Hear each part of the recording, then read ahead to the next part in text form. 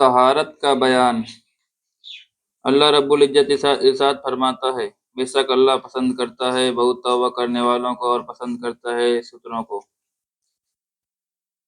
اللہ کے رسول صلی اللہ تعالیٰ علیہ وسلم نے ارشاد فرمایا پاکیزگی آدھا ایمان ہے، اور فرماتے ہیں آقا صلی اللہ تعالیٰ علیہ وسلم دین کی بنیاد پاکیزگی پر ہے۔ غسل کب فرض ہوتا ہے؟ غسل 5 چیزوں سے فرض ہوتا ہے، یعنی ان 5 چیزوں میں سے کوئی ایک بھی صورت پائی جائے تو غسل کرنا فرض ہے۔ اب ہم آپ کو ہر ایک کے بارے میں تفصیل سے بتاتے ہیں۔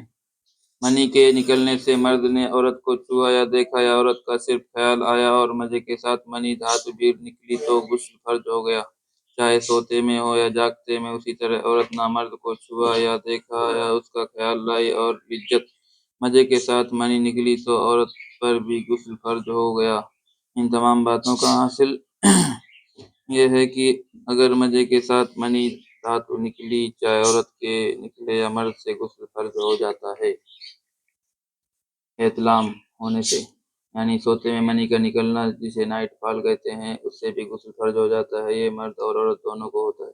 چنانچہ حدیث پاک میں حضرت ام سلیم رضی اللہ تعالی عنہا سے رسول کریم صلی اللہ تعالی وسلم نے پوچھا، یا رسول اللہ تعالیٰ حق بات بیان کرنے میں نہیں شرماتا، جب عورت کو احتلام نائٹ فال ہو جائے یعنی مرد کو خواب میں دیکھے تو اس کے لیے بھی غسل ضروری ہے؟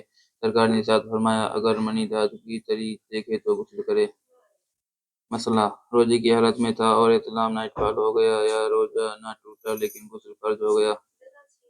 صحبت کرنے سے، مرد نے عورت سے صحبت کیا اور اپنے عضو تناسل کو عورت کی سرگاہ میں داخل کیا، چاہے مزے کے ساتھ یا بنا مزے کے ساتھ داخل کرے، اور انزال ہو یا نہ ہو، یعنی مرد کی منی نکلے یا نہ نکلے، صرف عورت کی سرگاہ میں عضو تناسل کو داخل کر دینے سے ہی مرد و عورت دونوں پر غسل فرض ہو گیا۔ حیض کے بعد عورت کو جو حیض ماہواری کا خون آتا ہے، اس کے بند ہو جانے کے بعد عورت کو غسل کرنا فرض ہے۔ نفاس کے بعد عورت کو بچہ جننے کے بعد جو خون سرگاہ سے آتا ہے اسے نفاس کہتے ہیں۔ اس خون کے بند ہو جانے کے بعد عورت کو غسل کرنا فرض ہے۔ ان 5 چیزوں سے غسل فرض ہو جاتا ہے۔ اب اس کے علاوہ چند اور ضروری مسئلے ہیں جن کا ہر مسلمان کو جاننا اور یاد رکھنا ضروری ہے۔ منی وہ ہے جو صحبت مزے کے ساتھ نکلتی ہے۔ مجی وہ ہے جو بغیر مزے کے ایسے ہی بے فضول بیکار ہی عضو تناسل پر چپچپا سا مادہ نکلتا ہے۔ ودی گاڑے پیشاب کو کہتے ہیں۔ منی کے نکلنے سے غسل فرض ہوتا ہے، جبکہ مجی اور ودی کے نکلنے سے غسل فرض نہیں ہوتا لیکن وضو ٹوٹ جاتا ہے۔ مسئلہ، اگر منی اتنی پتلی پڑ گئی کہ پیشاب کے ساتھ یا ویسے ہی کچھ قطرے بغیر صحبت مزے کے نکل آئیں تو غسل فرض نہ ہوا لیکن وضو ٹوٹ جائے گا۔ بیماری سے منی نکلنا، کسی نے بوجھ اٹھایا یا اونچائی سے نیچے گرایا، بیماری کی وجہ سے بغیر صحبت کے بنا ہی بغیر کسی مزے کے ساتھ منی نکل گئی تو غسل فرض نہ ہوا لیکن وضو ٹوٹ گیا۔ پیشاب کے ساتھ منی نکلنا، اگر کسی نے پیشاب کیا اور منی نکلی تو اگر اس وقت عضو تناسل میں تناؤ تھا تو غسل فرض ہو گیا، اور اگر تناؤ نہیں تھا اور بغیر مزے کے پیشاب کے ساتھ منی نکلی تو غسل فرض نہ ہوا۔ اس پر غسل فرض ہوا۔ مرد اور عورت ایک ہی بستر پر سوئے لیکن صحبت نہ کیا اور صبح بیدار ہونے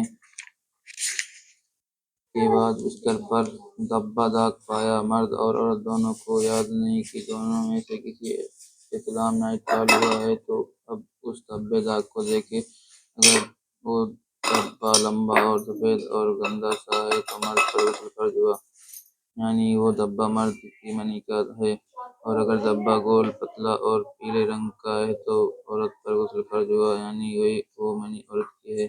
مسئلہ، مرد و عورت ایک بستر پر سوئے، بیداری کے ساتھ بستر پر منی پائی گئی، ان میں سے کسی کو احتلام یاد نہیں، احتیاط یہ ہے کہ دونوں غسل کریں، یہی صحیح ہے۔ صحبت کے بعد منی نکلنا، کسی عورت نے اپنے شوہر سے صحبت کی، صحبت کے بعد غسل کیا، پھر اس کی سرگاہ سے اگر اس کے شوہر کی منی نکلی تو اس پر غسل واجب نہ ہوگا لیکن وضو جاتا رہے گا۔ ناپاک کے لیے کون سی باتیں حرام ہیں؟ جس کو نہانے کی ضرورت ہو اس کو مسجد میں جانا، کعبے کا طواف کرنا، قرآن کریم چھونا بے دیکھے یا زبانی پڑھنا، یا کسی آیت کا لکھنا، یا ایسی انگوٹھی چھونا یا پہننا جس پر قرآن کی کوئی آیت یا عادت یا حروف